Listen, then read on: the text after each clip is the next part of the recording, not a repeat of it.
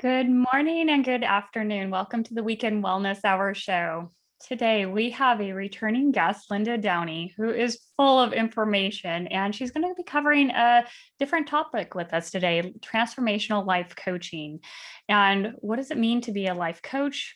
Why would you seek out a life coach? So we're going to be talking about this topic because Linda's an expert in this field. She's been coaching others since the 1990s. And so I'm very excited to have her here on with us today. Thanks so much for joining us again, Linda. You're welcome. It just made me feel really old just when you said that. Like I've been working with, but I have like 35 years. So own it, right? Got to own it. Exactly. It just means so much more wisdom to anyone in life who's struggling and is stuck. You're the type of person we want to go through because you've been helping others in this area. Yes. So Thank you. That's a great perspective. I'll take that. Yeah. exactly. Well, how did you get into life coaching? Yeah. So, I mean, the coaching that I do with people is I focus a lot on health, but it really is all your life. You don't have separate compartments, right? Who we are in our lives, who we are, how we show up in our relationships, in our families, how we show up for our bodies, how we show up as a worker and in the world. It's really all the same thing, right? So I do I am passionate about health because health is where I've had some hard hits myself. But as I unraveled that for myself and as I work with clients, it's really a fabric that's all interwoven around, it's who you are. Yeah. So does that make sense? Absolutely. And it's hard to pull them apart because our health really is dependent on our other states of our body, emotional, mental, spiritual. Exactly. Yeah. So we hear a lot about life coaching, and I've also seen posted on different social media. Why would I go to see a life coach versus a therapist, counselor, or psychologist? So, can we start by going into what is a life coach? What is a transformational life coach? How do they differ from a therapist, a counselor, a psychologist, psychiatrist? Sure. So all of those things, counselor, therapist, psychologist, I'm not any of those. So they could probably differentiate among those things better than I could. But I can tell you how coaching is different than all of those. I think, or what I understand about all of those perhaps is that people will with a therapist, let's say, or a psychologist, they will dig deeper into an issue, right? Like, let's unpack it, let's unravel it, and with coaching, the goal is to take what you've got and where you've been and where are we going with it? Like, what are we going to use from that? What are we going to expand on that's worked? What tools are we going to create? Where do you want to go? So we don't spend a lot of time, like, in the trauma of it or the drama, T Yeah. or D, however you want to Yes. put it, right? We don't Yes. spend a lot of time in either of those places. I mean, not like it doesn't come up, Mhm. but it's different than a therapist where you're like, okay, for an hour, we're going to talk about, you know, the depths of despair of that. We don't Mhm. really go there as a Okay. coach. Okay. Is that okay? Absolutely. Are the strategies different as well in terms of with coaching, are you're not dwelling kind of in something in the past, which someone may need to resolve to move forward, but you're kind of taking that person right where they're at and it's very forward looking, correct? Yes. And And we do touch on the past, but we don't Mhm. dig into it the way you would in therapy. Yeah. So if Yeah. I am working with someone and they have something really, really major, and listen, I had major stuff in my life. Um, it's not like I don't get that there's major things or whatever, but if somebody really feels that they are in trauma, they can go work with a trauma therapist. But Mhm. life is traumatic for all of Mhm. us. I don't think anybody's getting through this ride without things happening, right? Right. So, that's my perspective on trauma is it's life. Life is Yeah. happening. Relationships end, people die, things happen. Mhm. So what I've done is, just gathered a lot of tools over the course of my own training. Have you ever heard of HeartMath Institute? Yes, very familiar with it. Yes. Okay. Why don't So you I'm a, explain it though? okay.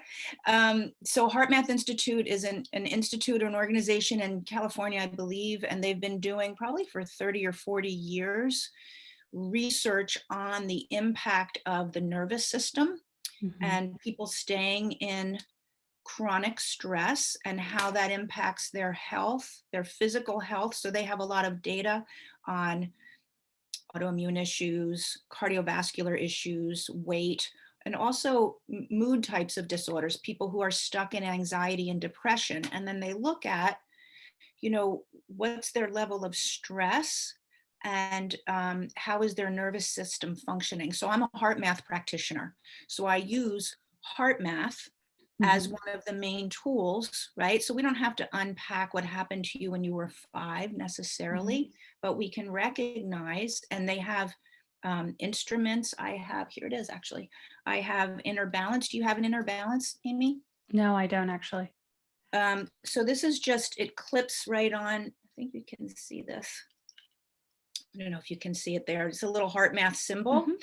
and it Yep. clips into my phone, and then Mhm. it clips onto my ear, Okay. and it will take my pulse, and it will give me my heart rate variability, Mhm. kind of like biofeedback in the 70s. You probably weren't born yet, but but Maybe not. biofeedback, right, Mhm. is a way of like, okay, I can see my blood pressure or my heart rate. Let me use my breath.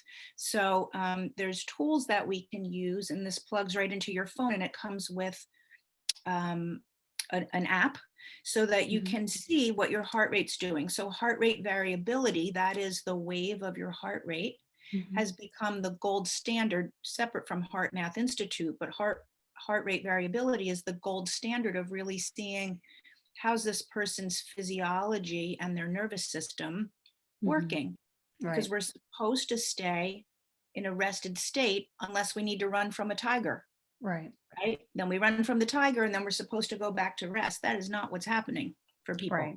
Right. So people get very used to this elevated state, and we can see it in their heart rate. And now that has an impact on their nervous system, which has an impact on their immune system, their ability to digest their food, their immune system's ability to protect them from viruses. So now we have autoimmunity. So it all comes back. So when we work on this, it's foundational to getting better, in my opinion. And not only Abs- my opinion. yes, and absolutely. And one of the things with heart rate variability, it's a little bit confusing to think about. It's we want our heart rate to be more variable. It allows us to adjust for more situations. And when we're in that parasympathetic calm state, we have greater heart rate variability. But when we're in that panic mode, our heart rates kind of just sit at a single high rate. That's actually not good. So sometimes I'll get questions about that. And it's we want heart rate variability. So having a little tool like you just showed is something great. And I can imagine you can use that when you're doing some of your coaching and explaining why it's so important to calm ourselves down, to shift our body into a different state to allow us to transform our lives. Right. Right. Yes. So part of what I do with people, and I have a program that I work with people, and that includes one-on-one coaching and working as a group, but we'll talk about the physiology aspect of what we're saying. And we look at heart rate coherence, which is how coherent is their wave. Or Mhm. is it like this, all over the place kind of Right. wave? And sometimes people think they feel just fine. In fact, when I first started doing this with myself, I was like, oh, I'm not stressed. This is good. And I would do my heart rate, look at my wave and be like, oh my goodness, because I was so used to being in chronic stress, it Mhm. felt normal to me. Mhm. And so we talk about that, and emotions get stuck. So again, I don't need to go into some traumatic event to Mhm. get you to realize I'm stuck in anger, Yeah. right? I can say to you, when you wake up every morning, what are the first 3 emotions that you experience before you get out the door, right? Mhm. Overwhelm, maybe frustration because the bathroom's a mess, or the kids haven't gotten their breakfast done and they're not ready for school. And that's back when people used to leave their house, and have to get in their car. But now it's like in the past year, like, fear. I think fear has been a common emotion for people. So those emotions trigger the immune system. So we can look at that and go, oh, that's where I'm living, and then have very specific tools to help the nervous system, which then helps the immune system, which then helps the digestive system, etc. That's wonderful. So your approach for life coaching is very health oriented. Is that kind of your baseline where you start, and then looking at other areas where people are kind of stuck, like maybe career or emotions? Do those come into play? Absolutely. They come into play, relationships, career, because again, it's all how life is going for you. You're one person. So whatever area it is typically, going to be, all of those areas are going to be impacted. I like the health part because my background, I have a master's in physiology. I've been doing health and wellness. As you know, I'm an FDN. I work with people with their gut health. But again, as I would work with people, we can do gut testing. We can do your food sensitivities. We can change your diet.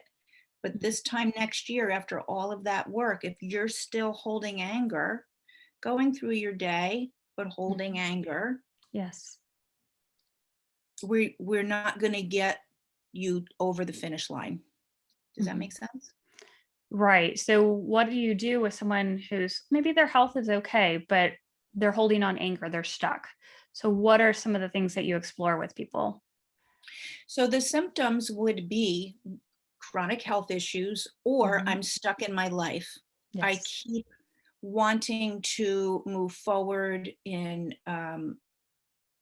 my job or in relationships. The same kinds of relationships keep showing up, and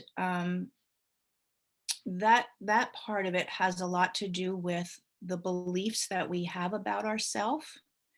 And I do that kind of work. So it's not going into the trauma, but something happens when we're 5 or 7 or 8 or 13, and we decide that's who we are. That must be who I am. That's what's available to me. I'm 8 years old and this happened to me, and so I must be X. And then we make decisions and put ourselves in situations around that identity that we created because of one event that happened when we were a kid. I'm just like kind of throwing this out of the top of my head. So when we look and see, oh, that's what's been running the show, this decision that I made when I was 8 or 5, that's been running my show. I can now have some power in doing things from a different place. Right. Okay. Right. And so after you examine that and you help people bring awareness to kind of something in the past that have created their certain beliefs now, what next? Like, how does this transformation process happen? So transformation is amazing because it can happen in an instant. You don't need to go back over and over and over, right? Once transformation happens, it's happened, and you kind of see things. Somebody said to me once, it's like seeing things in color when I used to see it in black and white, or I used to look through this frame and now I Yes. look through this frame. And once you look through the other frame, it's kind of impossible to go back, or to at least not have the option, right? So even conventional versus functional medicine, conventional medicine looks through the frame of, you have symptoms, here's a prescription. That's the Yes. frame, right? Yes. Functional medicine looks through the frame of, here's a body that's supposed to work together as multiple systems. We're seeing things show up. What systems are not functioning the way they should be? That's the frame. It's like looking through out the front window of your house onto your street, or out the back window of your house. So transformation is just like, let's look at the frames that you're looking at your life through. Let's look at how those are affecting your emotions. We have very specific tools like the HeartMath, and I have a lot of other, I'm talking to you, the breathing the breathing specialist of the world, Mhm. but a lot of Yeah. breathing techniques Mhm. and using those actual physiological techniques along with Okay. changing the frames that people are looking at their life through. It's like, oh my gosh, I never imagined, or I didn't realize that I was doing that. I think that's a big thing with reframing. Sometimes it helps to have the other person say, ask some questions so that we realize how we're approaching life. I mean, this morning I Exactly. was hiking with my brother and he was just discussing kind of his life. And so I asked him some very pointed questions and say, okay, if you feel stuck, what are some things that you can do to change? Even if it's a small change, maybe he's not ready for a radical change, but what is something that you can do to achieve a little bit more of what you want? Whether it's hiring a babysitter to watch your daughter one night a week. And I imagine you do this with people, but on a grander scale, if they're wanting to do a radical transformation of their life, right? Yeah, but you are so spot on. It's all about the questions because Mhm. I think an effective coach and the coaching industry has exploded, right? There's a Right. coach, tons of coaches. Hmm. A lot of coaches, I think, try to give you advice and strategy. Okay, Hmm. so you want that. Let's figure out how you should do that. Okay, you should be doing this. Here's your strategy. Hmm. I don't know about you, but I never responded well when people told me what to do. I do a lot better when I think of it myself, right? Hmm. So when I've come to the conclusion or I, dwell on it and think, oh, now I'm engaged and want to take action. So that's a big piece on actually having somebody be successful. So asking the right questions, like you did with your brother, Hmm. like now he's thinking about it perhaps in a way that he hadn't because of the Exactly. very way you framed it. So Exactly. you can see what's possible. Yeah. Absolutely. There's a gentleman named John Berghoff. He teaches people a program called Exchange and teaches how to lead conferences in big groups of people. And the most important thing he said is you have to ask the correct questions to generate the conversation that allows people to learn and grow. Yes. And there are people out there that do want just the answers, give it to me easy, let me go with that. But if they want to retain it or to actually assimilate it into their life, it's about asking the correct question. And that allows them to open up their mind to new solutions that weren't previously considered an option. And that Absolutely. helps people. That to me, that's really the only thing that helps people.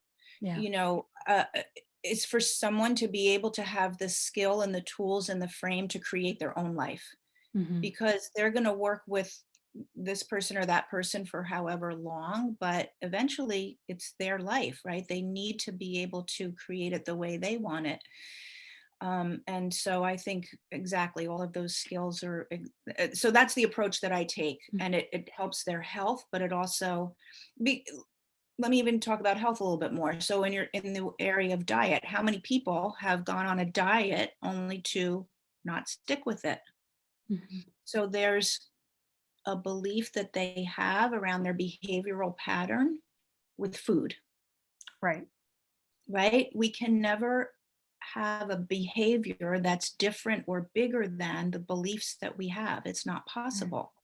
So that's some of the coaching around, okay, it doesn't mean that you are a food addict necessarily. It doesn't mean a lot of things. It might just mean that you have some beliefs around who you are with food, or you're using food as a coping mechanism for some Right. other things. Like, let's look at that. Is that possible? What might that be? And letting them get to that. And then they're like, oh my gosh, I had no idea I was doing that. Yeah. Absolutely.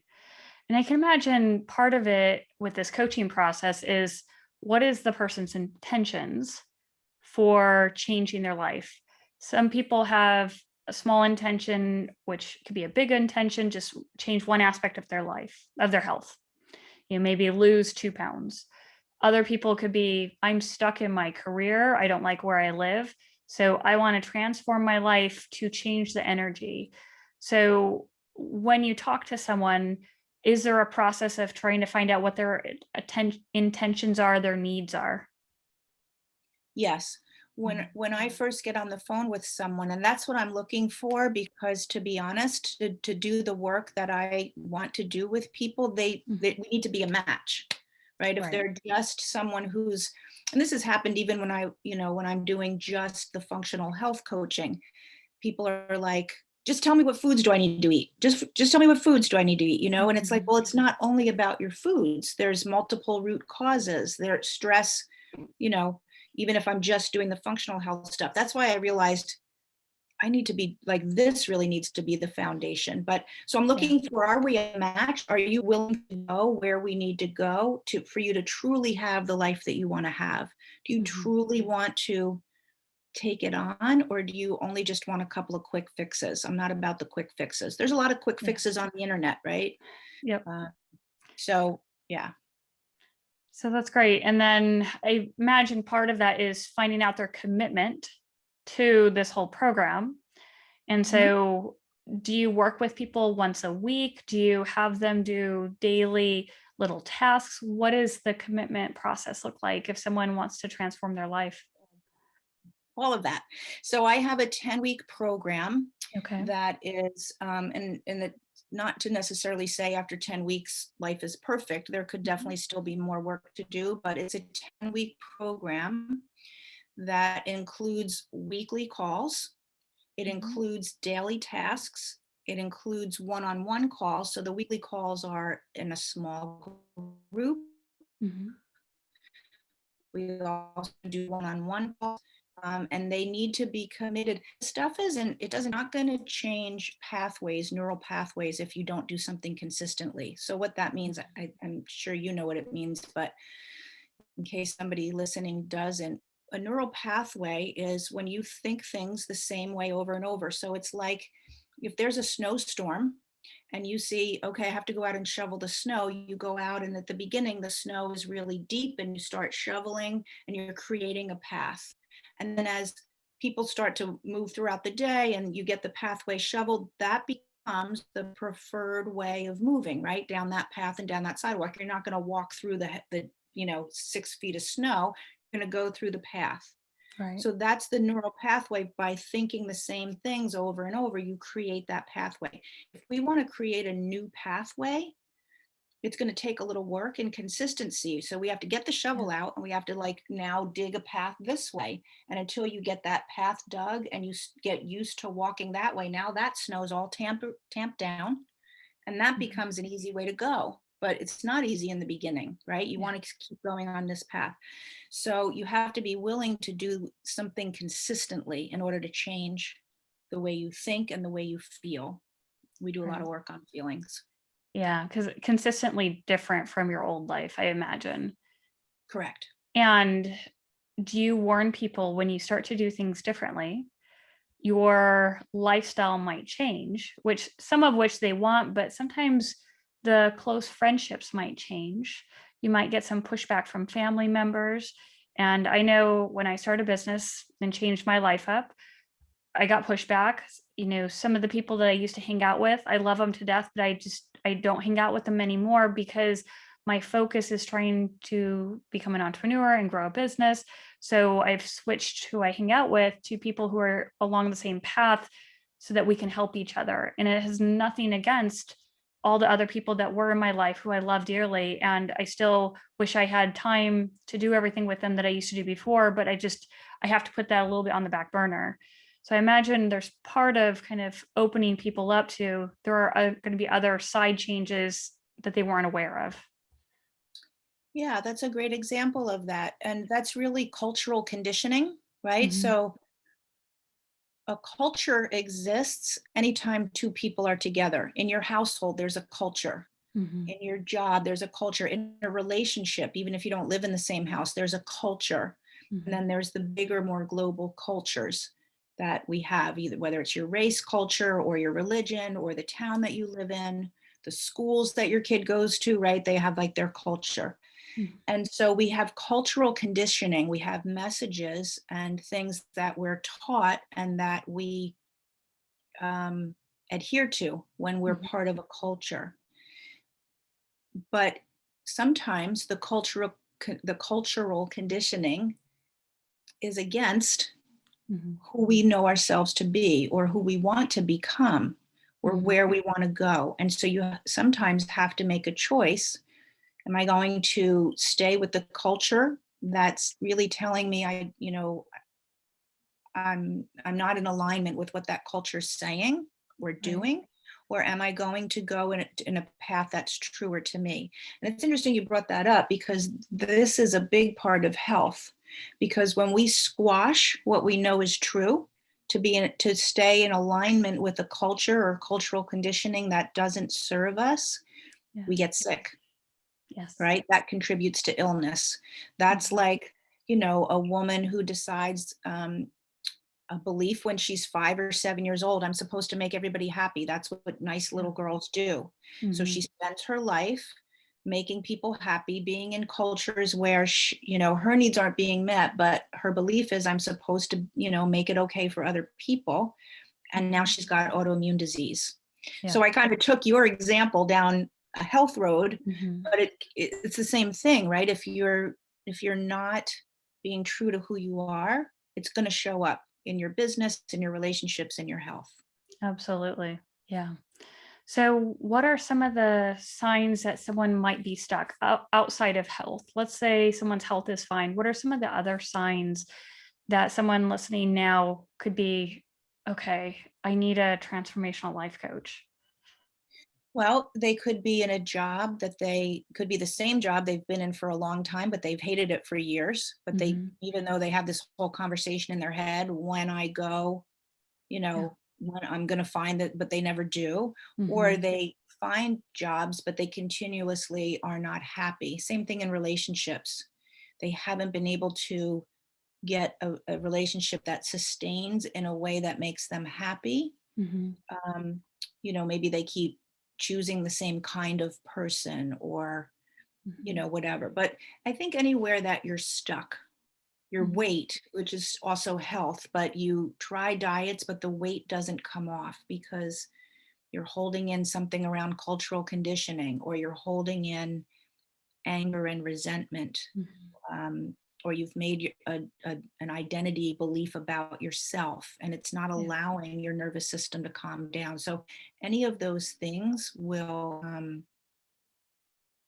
if life isn't going the way you want it in any of those areas, and sometimes, like, life just happens, like there's a pandemic, so now I lost my job, so yeah, I don't have the job that Yeah. I want. Like, that's different. I'm talking about Right. like a pattern Hmm. that you've tried to break, especially. Yeah. And what do you say to someone who's kind of midlife, has done one job for a while, and doesn't feel like they have a skill to switch jobs, switch careers, or is terrified because they have a family and they're the majority bread earner for the family? How do you help someone through a transformation if they're scared? Well, I think it is, embracing and understanding that fear is going to be present. Hmm. So, because right away, one of the things is, for a lot of people, fear, like you teach a little kid, that's hot, don't touch it. Now they're afraid, right? Hmm. And they won't do it. Yeah. Fear doesn't have to mean don't do it. It's telling you you're stretching yourself and expanding yourself. Right. So, number one, when you can embrace that and understand it, now you can look past it and see possibilities that if you only see the fear, you don't see the possibilities. Hmm. So, I don't know what's right for that person, but at least if we can look through a different frame, even just at the word fear, or just at what their beliefs are around, is it true that I have to stick with a job that I don't like because I'm the breadwinner? Is that Yeah. really true? Or did a cultural conditioning tell you that? Right. So, you know what I mean? And then if it's like, oh, well, I guess I was told that. I mean, that is how people live. And okay, okay. But what else could be possible? Again, asking those questions, what else could Yep. be possible? And then people can sort of see, because as human beings, we're creative. We're meant to be creative. But fear and stress block creativity, which Yes. blocks possibility. Absolutely. So that's all there is to do, is to open up the creative pathways, so that people can then create for themselves what it is that's, I don't know what's right for that person, but I know how to help them figure it out, be able to see. Yeah. Yeah. And sometimes we need that person, which is, I think, one of the important reasons to have a coach, because they help us get to the next level. Sometimes we just need that supportive community to help us make a change. And sometimes it means hiring a coach that who has gone through those journeys, who has worked with people who've gone through those journeys, so they know how to help pick yourself back up when you've fallen down, when the fear becomes overwhelming. Yeah, it's so interesting because I think our Western culture here in America, we're just really happy to white knuckle it through, or we take a lot of Mhm. pride in, I can do it myself, or, Yes. I'm gonna do this, right? There's like a cultural conditioning maybe Mhm. around that kind of thinking. Now, for our kids, we start when they're 3, getting them a coach. They got a soccer coach. They're in good, they have coaches and, teachers for different sports or dance or art. We do that with Mhm. our kids, and as taking the SAT, writing essays all Mhm. summer long, a reading coach. We like hyperly, in my opinion, hyperly overcoach our kids from when they're very, very little. Yes. But then as adults, like, no, no, no, I'm supposed to know everything. Like, we don't want to invest in that mentorship. But to me, it's an investment in yourself. It's saying, why am I going to wait 10 or 20 years to figure this out? Let me invest in myself, get it done, and, get the results that I want sooner rather than later. Why wouldn't I want to do that? Absolutely. Yeah. And there are times that we prefer security and safety more than taking chances. And it's only when the pain of our life where we're stuck in becomes greater than the change that we actually make the change. And so it's hard. It's hard to transform, but you hear so many success stories from people who are grateful they took that step. They went through the fear. They built a team to help them go to the other side.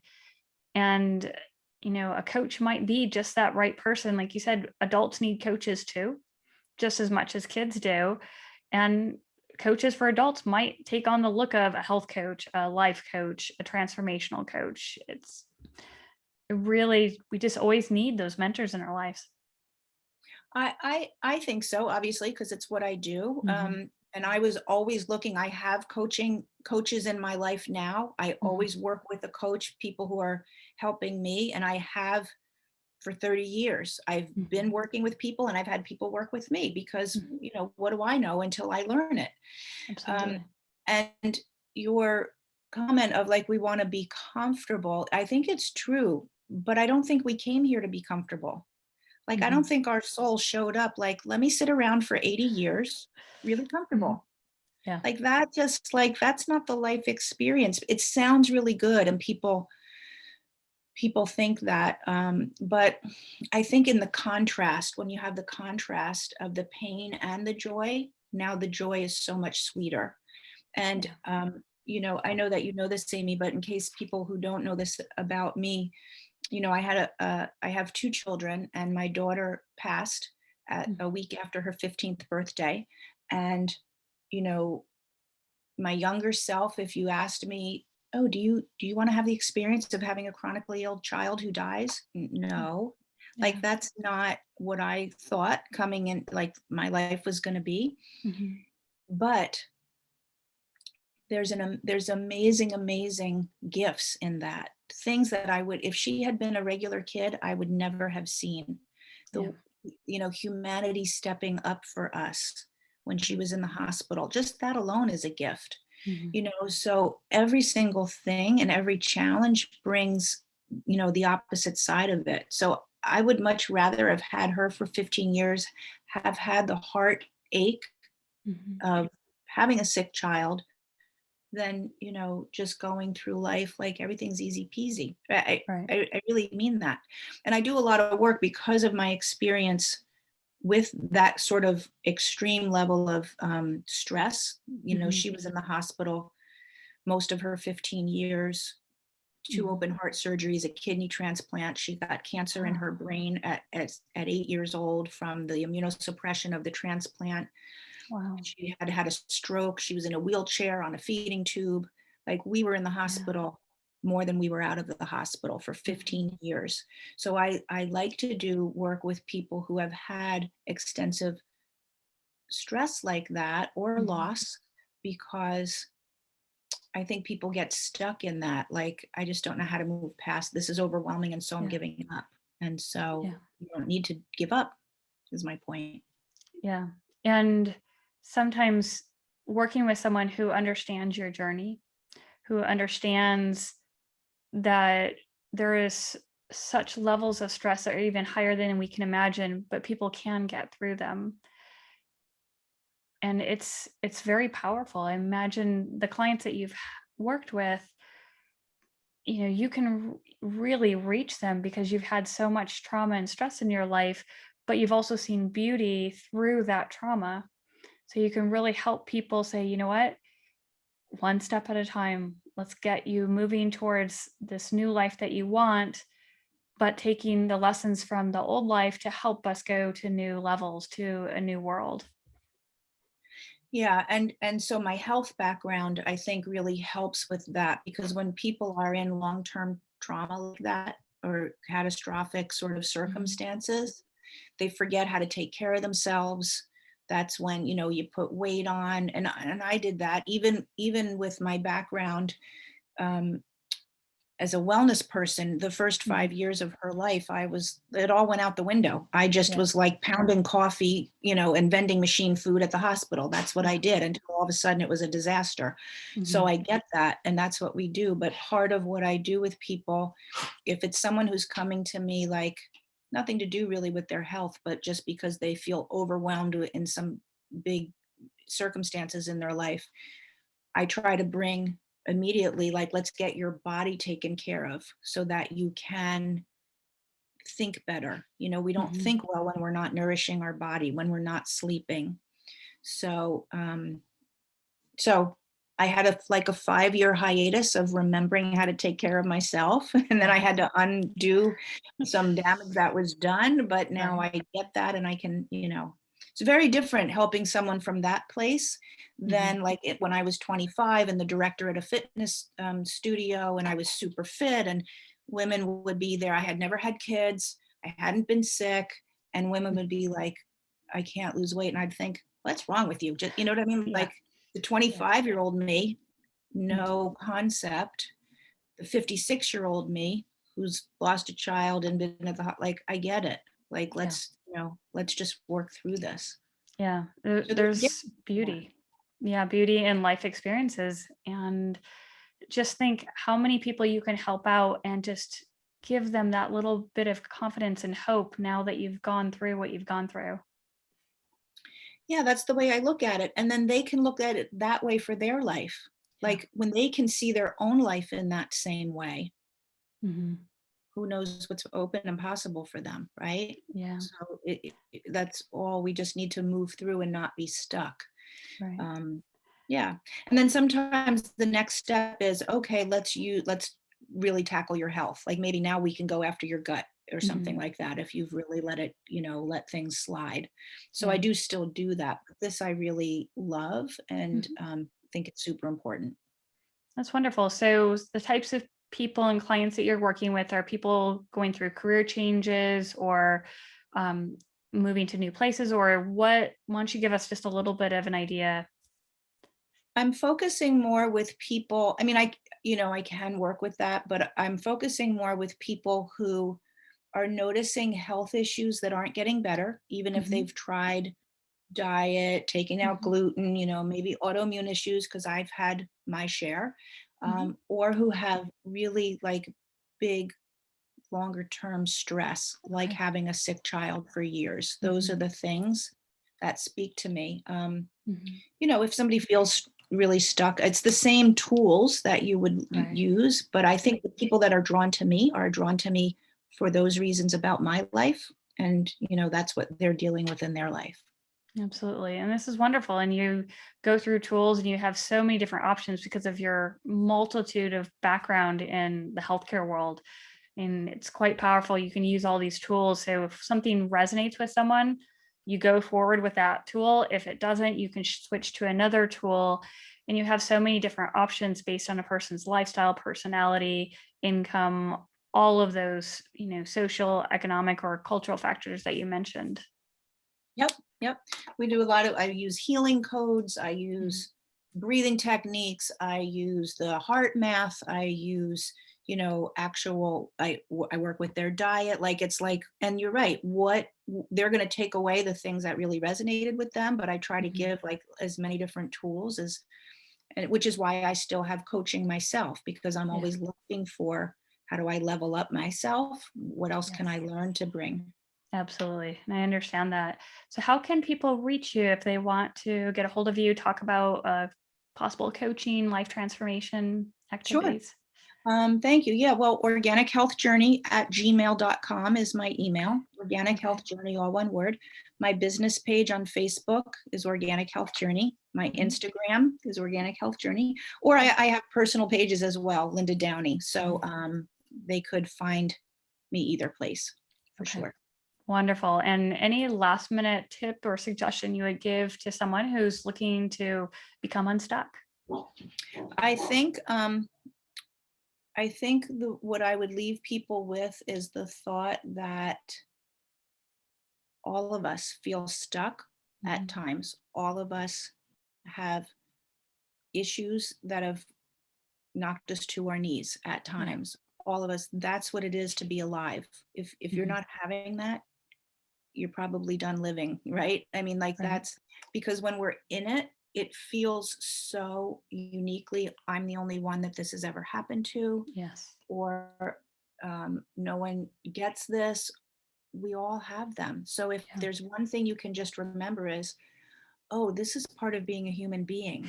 Hmm. And human beings have been alive on this earth for thousands and thousands of years, and Yeah. people get through devastating things. I can get through this. Yeah. I don't know how, but I can. Yeah. Like, start there. Yeah. And once you realize there is a community, even in despair, it helps you take that next step. Yeah. Yeah. And reach out. So, well, I really appreciate you sharing this about how people can transform their lives and become unstuck. Thank you so much for your time on this Saturday. Thanks for joining us again. Really appreciate your time. You're welcome. I love talking with you. I love your weekend wellness hour. So I'm glad to be on it. Thanks, Amy. Wonderful. And thank you all for joining us today. Hopefully, you learned a lot and now know the difference between a life coach versus a counselor.